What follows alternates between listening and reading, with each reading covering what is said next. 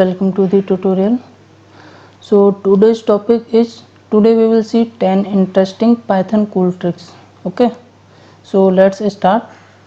So first one is reversing a list. We can simply reverse a given list by using a reverse function. It handles both numeric and string data types present in the list. So here is an example. We are having a list which contains some strings like tech21, python hub and copyassignment.com. We just use the reverse function and then print the list, and the output is here, right? So let's move forward. So second one is print list elements in any order in which we want, right? So if you need to print the values of a list in different orders, you can assign the list to a series of variables and programmatically decide the order in which you want to print the list. Okay, so here list contains 1 2 3 as numbers, and we assign some variables here, and we just print them in two different orders as we want, right? So here v contains 2 and w contains 1 and t contains 3, right? So v w t are 2 1 3, and in other order these are 3 2 1. Okay, so in this way we can print list elements in any order, right? So let's see the next third one is using generators inside functions. We can use generators directly inside a function to write shorter and cleaner code. In the example below, we find the sum using a generator directly as an argument to the sum function. So here is the function, involved function, that is sum, inside which we are using generator I for I in range of 5, which outputs 10, right? So I contains 0 1 2 3 4, and which outputs 10 when we add these values, right? So let's move forward. So fourth one is using the zip function. So when we need to join many iterators objects like lists to get a single list, we can use the zip function.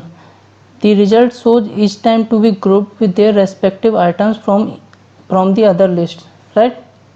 So here, like the year, which is our tuple, month and day, and we are zipping them inside the zip function and then printing them as the list, which outputs this, like for the 19, which combines like 1999 March and 11 in one tuple, right?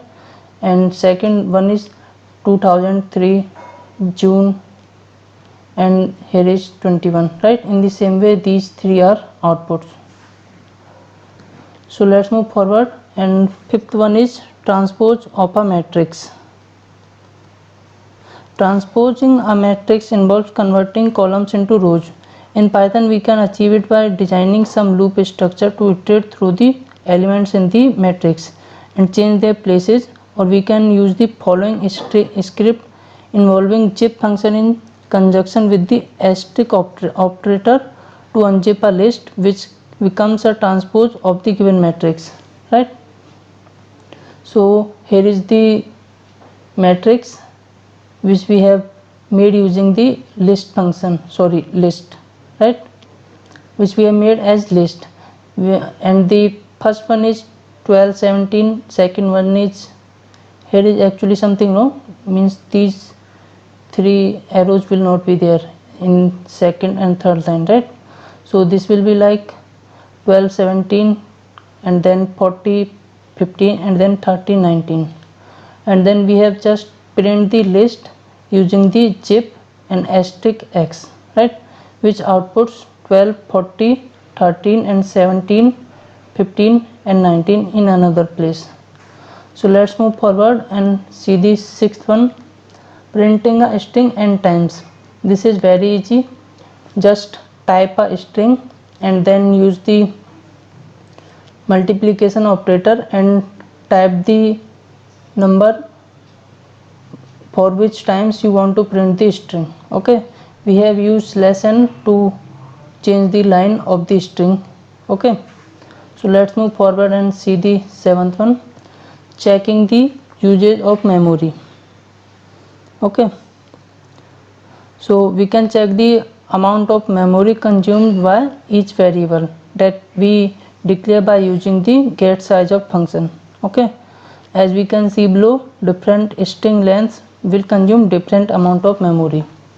Here we have used the sys module and we have assigned some variables tag 21, 21, 21.01 and then print the size of each variable like the a b c d using the sys.get size of and then the variable name. Okay, so let's move forward. Eighth one is creating a string from a list. So this is very simple, just we have just here used the join function which joins all the different strings inside our list, and when we print them, it outputs tag21 output python hub and copyassignment.com, right? So let's move forward. And ninth one is chaining of comparison operators. So this is something like you can use many comparison operators at a time. For example, 21 is greater than 19, this is true, and 19 is less than 20, this is also true.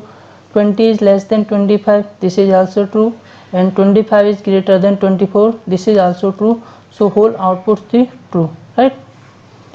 So the last one is the Gen of Python.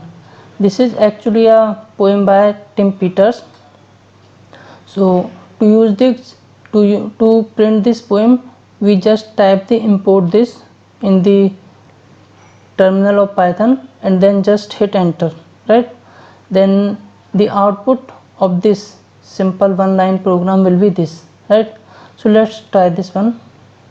So let's type import this and let's run the program, and here as you can see the Gen of Python by Tim Peters. This is a poem like beautiful is better than ugly, explicit is better than implicit, and all that, right? So friends, thank you for watching the tutorial. See you in the next videos.